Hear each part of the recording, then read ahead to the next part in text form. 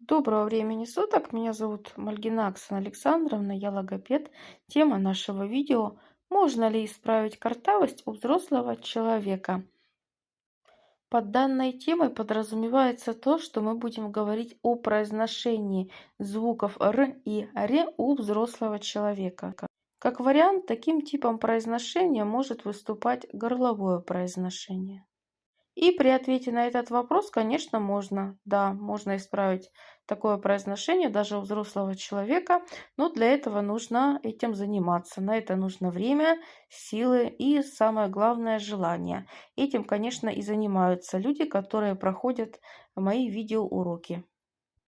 Например, вот здесь это отзыв от девушки, которая продолжает прорабатывать звук «ре» довольно длительное время.